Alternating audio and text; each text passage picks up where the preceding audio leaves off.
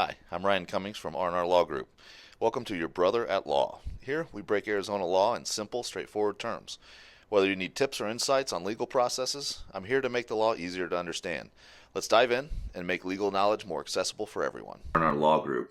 Today we're going over reckless driving, the different classifications, and what it means for you if you're charged with reckless driving.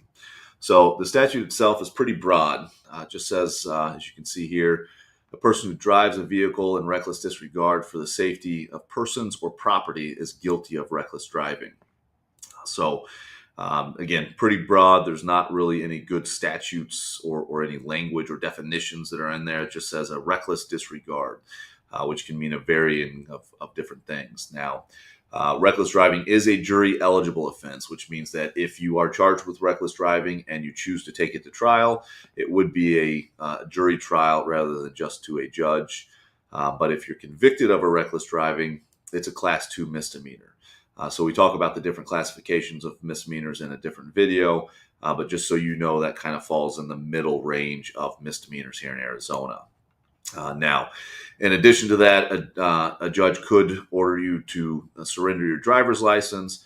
But what's more important is that if you are previously convicted of an offense, and this goes from date of violation to date of violation, so not necessarily date of conviction to date of conviction, but if you're convicted of a second offense within 24 months, so within a 2-year period, this is where things start to ramp up a little bit.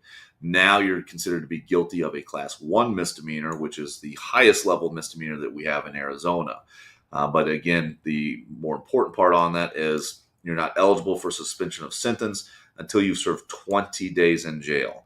So again, 2-0, you have to serve 20 days in jail if you're convicted of a second offense within a 24-month period.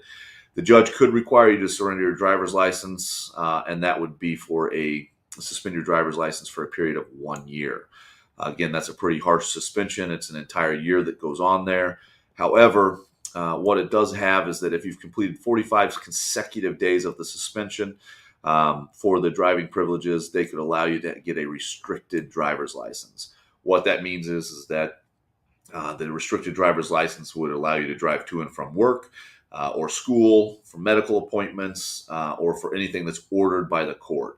But again, it's a very dialed-in restriction on your driver's license. So if you get caught driving outside of those realms, it's going to cause additional license suspensions for you and could end up leading to a license revocation. So you want to make sure that you're following those as long as what you can do.